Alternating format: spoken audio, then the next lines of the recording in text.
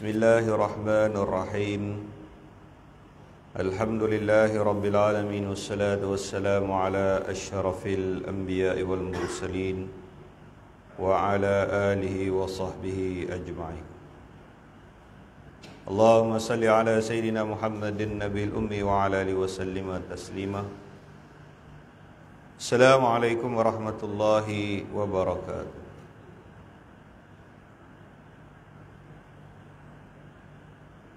Jadi alhamdulillah, tuan-tuan yang dirahmati oleh Allah Subhanahu wa taala.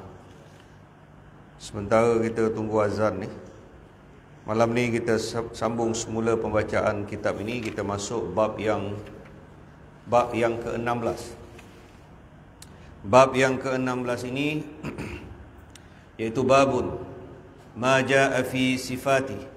Satu bab yang datang untuk menyatakan tentang sifat imamati Rasulullah sallallahu alaihi wasallam, serban yang dimiliki ataupun yang dipakai oleh baginda Rasulullah sallallahu alaihi wasallam. Telah berkata pengarang kitab ini, Kutubul Akhtab, Syekhul Hadis Hadrat Maulana Zakaria Al-Kandalawi rahmatullah alaih. Kata beliau, ukuran serban Rasulullah sallallahu alaihi wasallam itu tidak disebut di dalam mana-mana hadis yang masyhur. Ada satu riwayat daripada Imam At-Tabrani telah menyebut 7 dira', iaitu panjang serban yang dimiliki oleh Nabi sallallahu alaihi wasallam itu 7 hasta. Suatu riwayat daripada Imam At-Tabrani. Al-Imam Al-Baijuri rahmatullah alaih telah memetik daripada Imam Ibn Hajar Al-Asqalani. Kata beliau bahawa hadis ini tidak ada asasnya. Akan tetapi Allama Jazari rahmatullah alaih berkata, telah daku pelajari kitab-kitab sirah, tetapi daku tidak dapati hadis yang menyatakan ukurannya. Akan tetapi Al-Imam An-Nawawi rahmatullah alaih telah melaporkan bahawa baginda Rasulullah sallallahu alaihi wasallam itu mempunyai 2 helai serban. Satu yang kecil berukuran 6 hasta. Menurut Imam Munawi rahmatullah alaih, sebahagiannya mengatakan 7 hasta, seperti mana menurut Mulla Ali Qari rahmatullah alaih. Dan yang satu lagi adalah 12 hasta. Jadi Nabi sallallahu alaihi wasallam, kata Imam Nawawi rahmatullah alaih, dia memiliki 2 serban. Nabi ada 2 serban, satu yang kecil berukuran 6 hasta. Jadi kalau orang nak pakai kain serban, dia nak pakai serban. Dia nak pakai serban tu, dia kena tahu dia pakai serban pasal apa. Kalau dia pakai serban kerana nak ikut orang Arab, dia tak ada apa-apa. Sebab orang Islam, orang mukmin, dalam semua hadis-hadis Nabi sallallahu alaihi wasallam, semua imam-imam hadis, Kutubus Sittah, imam yang 6, Bukhari, Muslim, Abu Daud, Tirmizi, Nasai, Ibnu Majah, Imam Al-Hakim, Mustadrak, Muwatta Al-Imam Malik, semua imam-imam hadis yang besar, dalam kitab-kitab mereka yang masyhur, hadis mereka yang pertama, innamal a'malu bin niat. Orang Islam ni, dia punya amal, dia mesti bergantung kepada niat. Niat. Sebab kita nak semayang, kita nak solat, namaz, mesti niat. Sama ada niat kita itu kita jahar, kita baca sikit kuat, ataupun kita dalam hati. Sebab niat itu, kata para ulama, dia adalah lintasan hati. Dia punya niat ni tempat dia dekat hati. Jadi kita pakai serban, apa saja kita buat, kita pakai jubah, kita pakai jubah ni, bukan jubah ni sebenarnya gamis. Jubah ni biasa kalau kita tengok Imam Masjidil Haram ni yang dia pakai apa? Dia pakai tu. Imam Bashir kadang-kadang ada sesekali hari Jumaat kalau dia baca khutbah hari raya dia pakai satu apa? Di luar tu dia pakai satu. Itu jubah. Ini bukan jubah, ini gamis. Jadi kalau kita pakai gamis, kita pakai serban,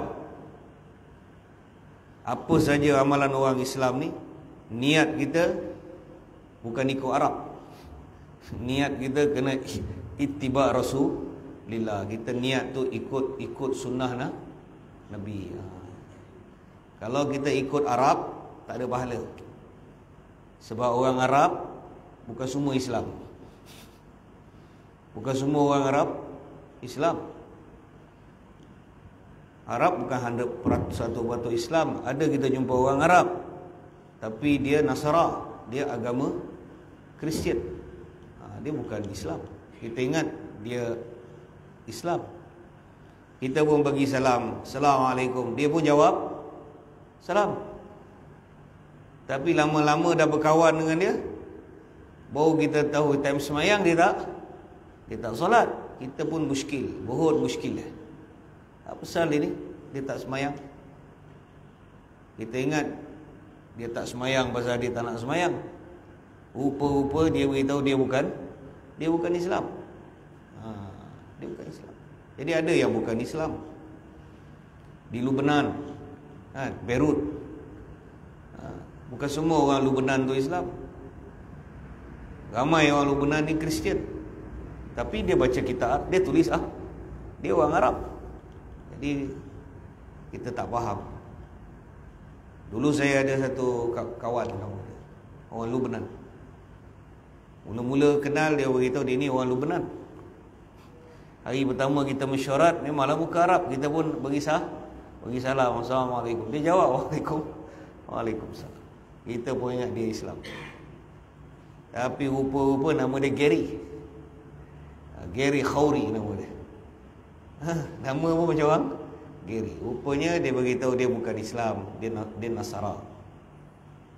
Jadi jangan niat ikut Arab. Niat kita ittiba fi Rasulillah. Saya pakai serban ni, saya nak niat ikut sunnah Nabi. Jadi bagi orang yang nak pakai serban, kalau dia nak pakai serban yang paling kecil, kain dia ukuran dia lebih kurang 6 hasta. 6 hasta. Menurut siapa? Menurut Al-Imam An-Nawawi rahmatullah alaih. Kalau nak pakai ni, pakai betul-betul kan. Jadi kalau menurut Imam Nawawi rahmatullah alaih, Nabi SAW itu mempunyai 2 helai serban. Satu yang kecil berukuran 6 hasta. Dan menurut Imam Munawi rahmatullah alaih, Nabi memiliki lagi satu serban ataupun 7 hasta. Pun boleh.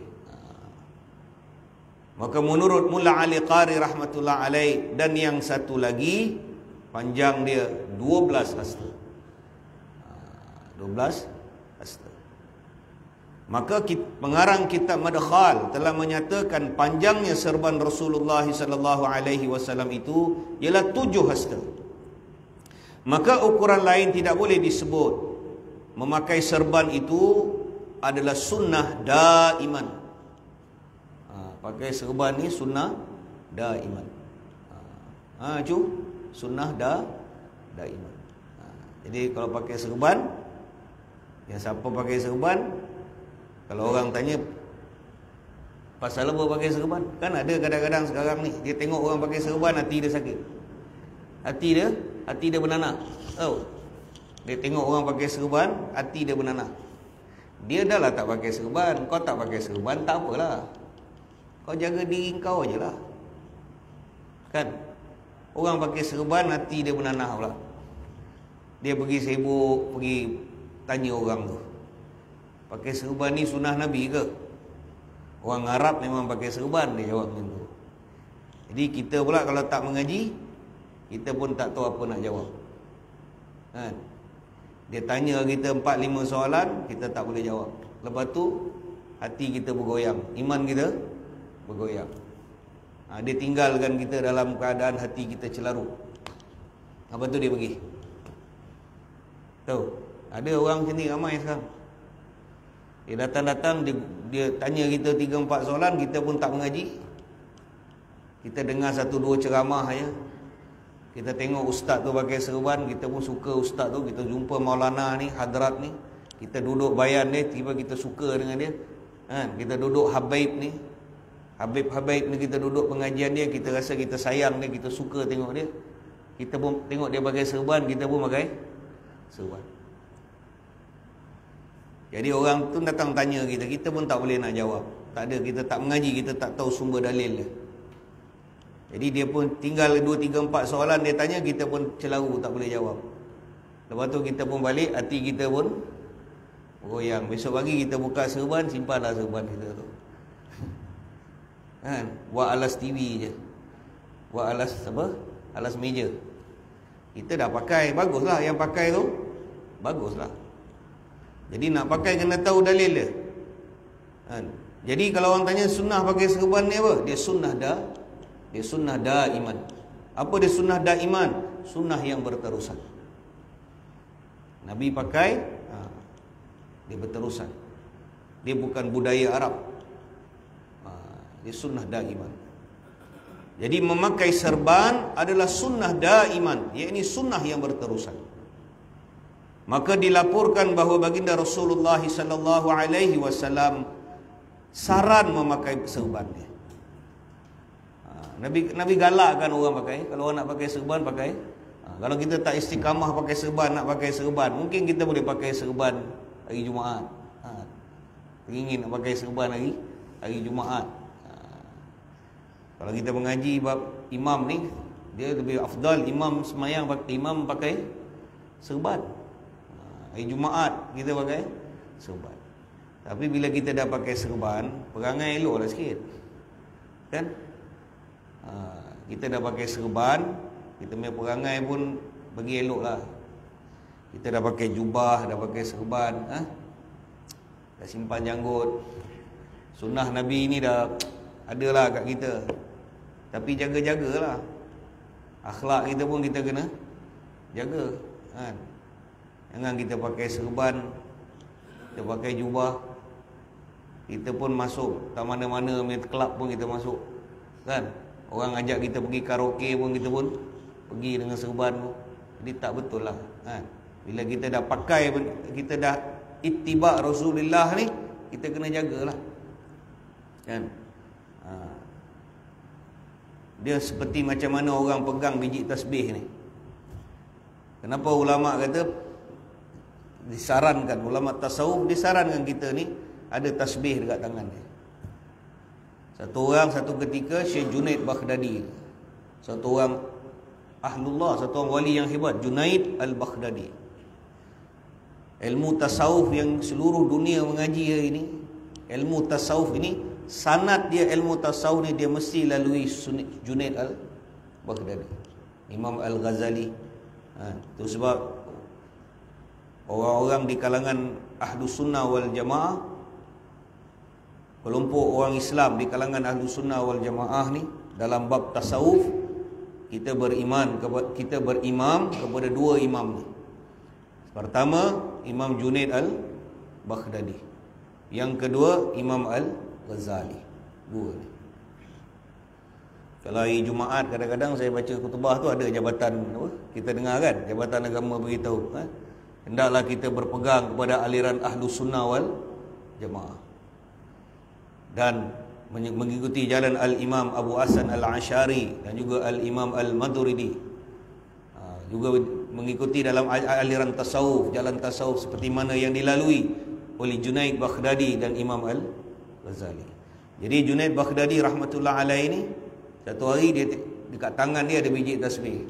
Dia dah sampai tahap yang tinggi dalam tasawuf. Dia dah tak perlu biji tasbih tu. Dia telah melalui satu proses nama dia pan anfas. Maulana Zakaria dalam Fadilat Zikir dia beritahu tentang pan anfas. Dia telah lalui proses tu. Bagi orang zikir ni, orang ahli tasawuf, dia ada satu proses mujahadah, satu proses latihan pan anfas ni.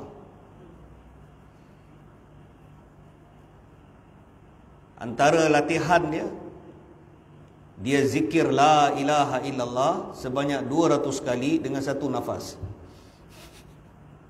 Boleh buat? Ada latihan dia. Tu kena mengaji lah. Dia ada satu proses dia. Dia panggil pengan anfas. Satu latihan, iaitu zikir setiap nafas yang masuk dan nafas yang keluar. Setiap satu nafas yang masuk, dia ada zikir dia. Setiap satu nafas yang keluar pun ada. Jadi dia takkan biarkan setiap satu nafas masuk dan keluar tanpa zikrullah. Dia ada dia. Jadi dia dah lalui proses tu, pan anfas nama dia. Jadi sampai tahap dia dah tak perlukan lagi biji, dia tak perlukan tasbih. Tapi Syekh Junaid Baghdadi masih lagi ada biji tasbih ni di tangan dia. Jadi satu hari anak murid dia tanya, dia kata, wahai Junaid, ya Sayyidi, dia kata, wahai guru, pasal apa lagi nak pakai biji tasbih ni? Kenapakah kau masih memegang biji tasbih? Sedangkan engkau sudah mencapai tahap yang tertinggi dalam tasawuf ni. Nak pasal apa? Maka Syekh Junaid rahmatullahi beritahu, tasbih ni dia adalah al-munakkihat. Dia adalah al-munakkihat. Apa itu al-munakkihat? Dia adalah satu alat yang mana bila mana kau pegang dia, kau nak zikir.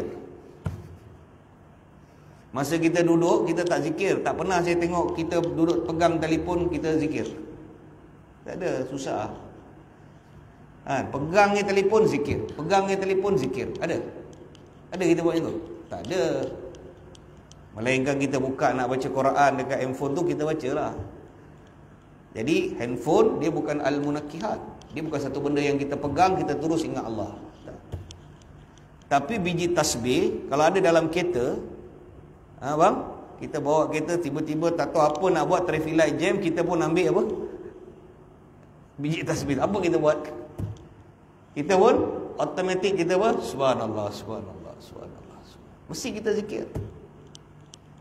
Tu sebab ulama kata mesti ada satu biji tasbih dekat kita. Dan paling baik biji tasbih tu tak bersepah-sepah. Kita ada satu tasbih kita punya. Memang masjid ada banyak tasbih, tapi sebaik kita ada tasbih kita punya. Mana kita pergi, tasbih tu ada. Dalam kereta, dia afdal tasbih tu, walaupun dia alat. Kalau orang tanya, Mam, saya pakai digital lah, boleh lah juga. Boleh, cuma kadang-kadang digital ni ada gila dia. Kan ada? Kau dapat digital penyakit anjing gila, kau tengah-tengah zikir, button tu tak berjalan ataupun hilang. Kau dah zikir 2000 ni, kau nak habiskan 3000, tengah 2010 dia buat anjing gila, dia pun habis. Tapi boleh pakai, tapi paling baik kita pakai biji-biji tasbih. Sayyidina Abi Hurairah radhiyallahu anhu begitu, khadim, maula, orang khadam Abi Hurairah ni. Abu Hurairah ada satu kadam dia beritahu, Abu Hurairah radhiyallahu an memiliki satu benang.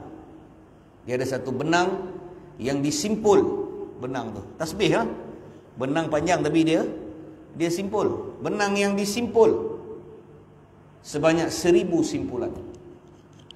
Abu Hurairah radhiyallahu an tidak akan pergi tidur selagi dia tak habiskan simpulan tu dengan bacaan istighfar. 1000 istighfar dia duduk. Abu Hurairah radhiyallahu juga memiliki satu uncang.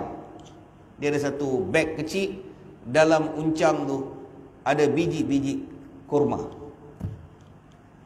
Maka selepas subuh, Abu Hurairah radhiyallahu an akan bentangkan kain serban dia punya kain reda tu. Lepas subuh dia bentang, dia akan bawa uncang dia tu, dia letak depan dia, dia akan ambil daripada uncang tu, setiap satu tasbih yang dia baca, dia akan ambil satu biji kurma tu letak atas serban tu. Jadi itulah dia punya tasbih. Masa tu tak adalah buat tasbih yang macam kita pakai ni. Itulah tasbih dia. Jadi dia ambil satu, dia zikir sampailah terbit matahari waktu duha, habislah biji-biji korma yang ada dalam dia punya kantung tu. Bila habis, kata kadam dia, Abu Hurairah bangun. Kata kadam dia, aku datang. Aku ambil biji-biji tu, aku masukkan balik dalam kantung tuan aku ni. Abu Hurairah ni tuan dia. Aku masukkan balik, aku ikat balik, aku letak. Besok nanti Abu Hurairah datang, dia ambil. Besok pagi lepas subur nama fajar kibat, habis sembahyang subuh, dia duduk balik, dia zikir. Jadi dia memiliki tasbih. Jadi orang tanya dengan Syekh Junaid Baghdadi, pasal apa nak pakai biji tasbih ni? Syekh Junaid kata, tasbih itu dia adalah al-munakkihan. Dia satu benda, alat yang menyebabkan bila aku pegang dia, aku ingat Allah. Dia adalah satu alat yang sebelum aku sampai ke tahap ini, dia telah membantu aku telah menggunakan dia sehingga aku telah dibawa ke tahap yang begitu tinggi ini. Jadi bila aku dah sampai tahap yang tinggi ni dengan sebab biji tasbih ni, takkanlah aku nak tinggalkan dia. Betul? Takkan aku nak tinggalkan dia. Aku dah dengan sebab dia ni, dengan dulu masa mula-mula aku mengaji, aku zikir, aku diberi oleh guruku tasbih ni. Guru Junaid Baghdadi hadiahkan dia tasbih. Jadi dengan tasbih ni aku belajar zikir. Aku zikir sampai satu tahap Allah telah naikkan aku satu tahap yang begitu tinggi, dan sekarang aku dah tinggi, takkan aku nak tinggalkan dia. Kan? Takkan kita nak tinggal. Kan? Kita dulu susah. Contoh, kita dulu susah. Kita melarat, apa pun tak ada. Datang duduk Masjid Rahang, kerja pun tak ada, apa pun tak ada. Tiba-tiba kita kenal satu hamba Allah, tolong kita, bagi kita satu job lah. Dulu tak ada kerja, tiba-tiba kita kenal satu orang kat masjid, sama-sama semayang. Tanya kita, apa hal ni? Tak ada kerja lah bang, menganggur, duit pun tak ada, kerja pun tak ada. Orang pun bagi kita satu kerja. Dulu beskal pun tak ada, jalan kaki je. Tiba orang tu bagi kita satu job, kita pun dapat kerja sikit kita. Daripada buat kerja, daripada jalan kaki, kita beli beskal. Kita beli beskal. Dah maju dah. Dah beli beskal. Kan? Kerja, orang tu tolong kita daripada beskal, pum, pakai motor EX5. Motor Honda EX5. Kerja lagi, kerja daripada EX5, pum, kita beli satu kereta Proton Wira second hand. Kerja lagi, dapat job lagi, pum, tiba-tiba kita pakai Toyota Hilux. Makin hari makin maju. Agak-agak kalau dia jumpa orang yang tolong dia dulu, apa dia kena buat? Agak-agak apa kita kena buat? Orang tu kena buat, dia kena salam, cium apa? Bukan cium tangan, cium kaki dia. Cium kaki. Sebab kau dulu melarat, apa pun tak ada. Sekarang semua saya ada. Tapi disebabkan orang ni, kita telah apa? Jadi agak-agak dekat mana kita kena letak orang ni. Abang kalau tak ada tolong sama saya tak ada jadi apa-apa lah abang. Allah suruh hantar sama abang. Marilah abang, saya salam, cium kaki abang. Tak apa. Kan? Orang yang menyebabkan kita telah naik. Tapi bila kita dah naik, takkan kita tinggalkan dia. Kan? Tak adil lah. Kan? Kalau dalam bahasa Tamil ni dia kata apa? Seperti anjing yang lupa tuan, dia kotai.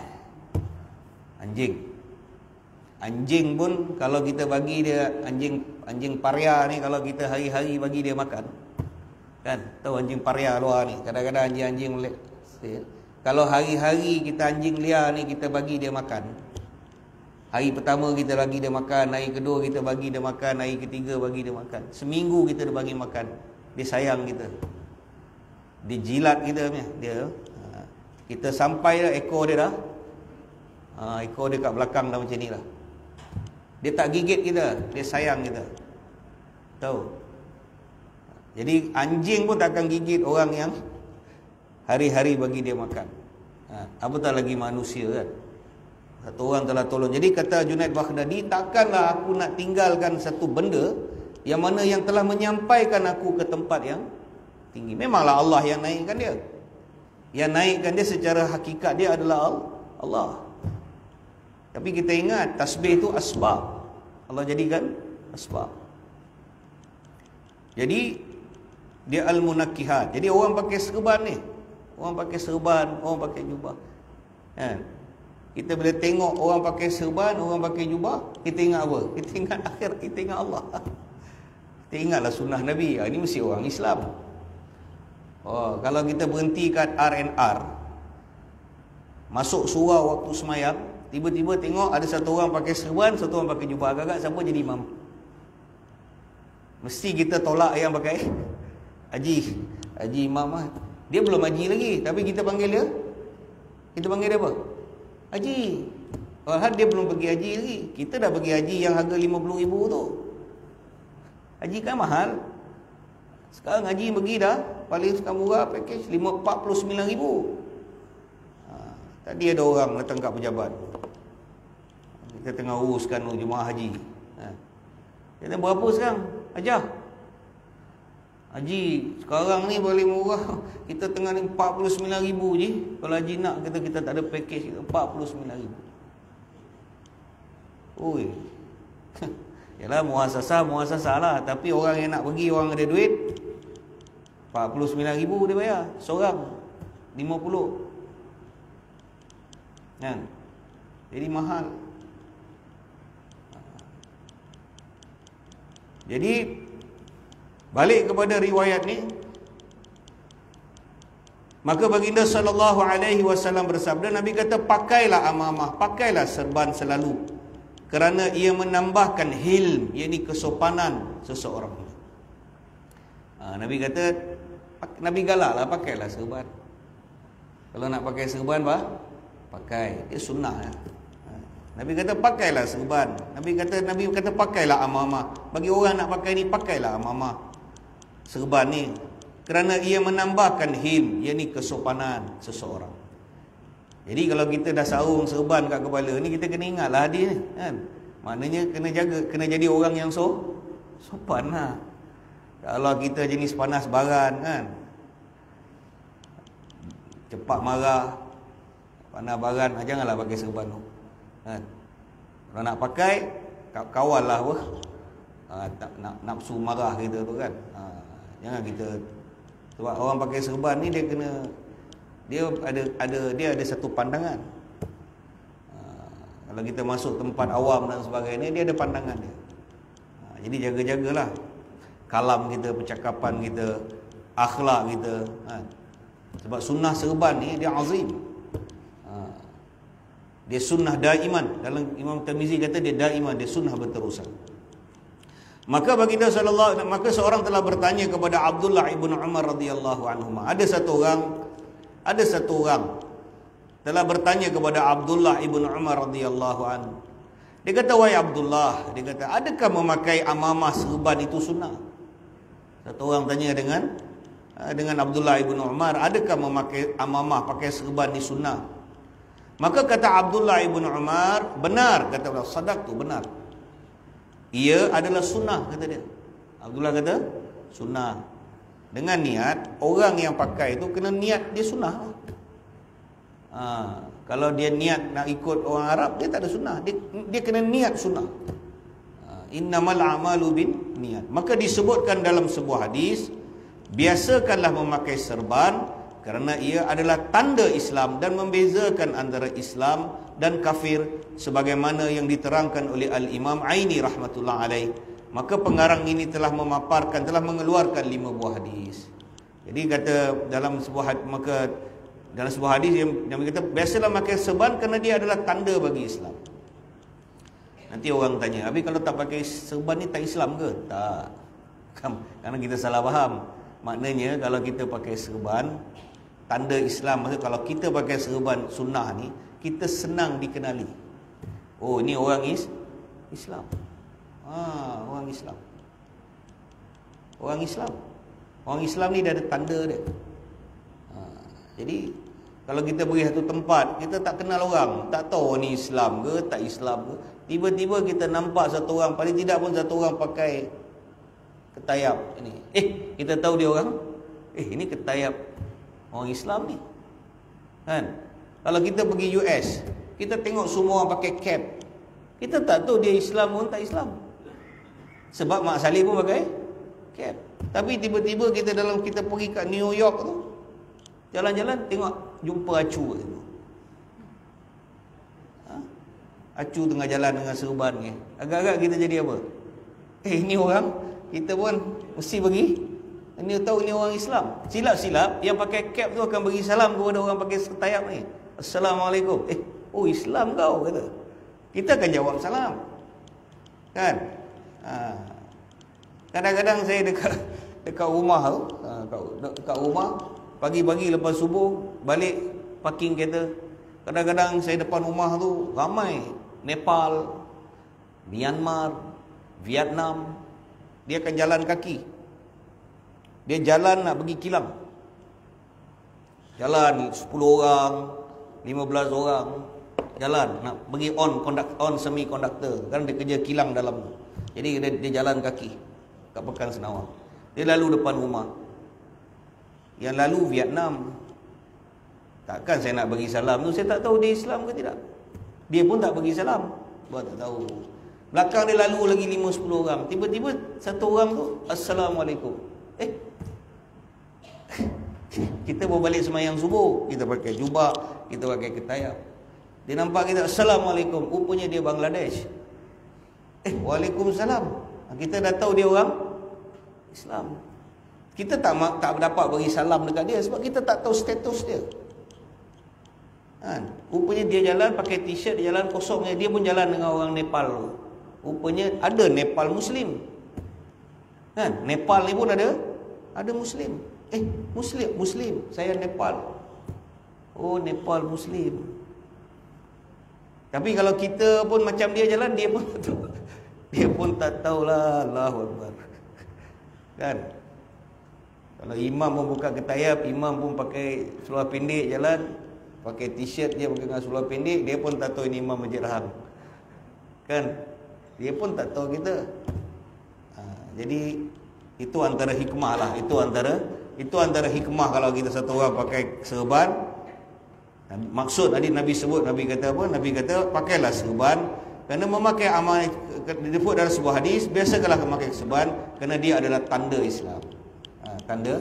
Tanda lah, senang nak recognize satu orang. Tanda je, tanda kan. Kita pergi airport, kita pergi naik bawa beg bagasi kita punya banyak, mesti kita ikat satu ribbon dekat kita punya. Betul? Kita pergi umrah ke, kita pergi overseas, pergi balik Kolkata ke, balik Dhaka ke, kita buat beg, bada-bada beg, tapi semua orang beg flight penuh, tapi apa kita buat kat beg kita? Kita mesti ikat satu benang ke, satu kain warna merah, beg lalu saya punya beg. Kadang-kadang beg kita sama tak dengan beg orang? Sama. Kadang-kadang keliru. Jadi beg kita ada tanda, itu tanda. Maksud Nabi kata pakailah amamah, pakailah serban. Dia adalah tanda. Jadi apakah status pakai serban ni? Dia sunnah. Tapi janganlah kita pandang rendah orang tak pakai serban pula. Kita pakai serban, orang tak pakai serban kita look down. Janganlah macam tu kan. Kita pakai untuk diri kita kan. Kita niat ittiba. Bila kita niat ittiba, kita dapat pahala tak cikgu? Kita dapat pahala. Allah bagi kita pahala. Itu je lah. Apa cikgu? Tak masuk lagi cikgu. Nanti kita akan masuk. Jadi sekarang ni ukuran serban yang Nabi miliki ada dua pandangan para ulama. Ada dua. Satu 6 hasta ataupun 7 hasta. Lagi satu yang paling panjang 12 hasta. Jadi insya-Allah kalau kita sabar, kita ada lebih kurang 5 hadis ni, kita akan habis bab serban ni. Jadi insya-Allah apa yang kita dengar ni kita ambil iktibar, kita amal dan kita sampai. Auzubillahi minasyaitonirrajim. Bismillahirrahmanirrahim. Alhamdulillahirabbil alamin wassalatu wassalamu ala asyrafil anbiya'i wal mursalin wa ala alihi washabihi ajmain. Allahumma salli ala sayyidina Muhammadin nabiyil ummi wa ala alihi wa sallima taslima. Rabbana ighfir lana wa liwalidayn wa lil mu'minina yawma yaqumul hisab. Rabbirhamhuma kama rabbayana saghira. Rabbana atina fid dunya hasanah wa fil akhirati hasanatan wa qina adzabannar. Wa sallallahu ala sayyidina Muhammadin nabiyil ummi wa ala alihi wa ashabihi wa sallam. Subhana rabbika rabbil izzati amma yasifun. Wassalamun ala al-mursalin walhamdulillahi rabbil alamin. Assalamualaikum warahmatullahi wabarakatuh.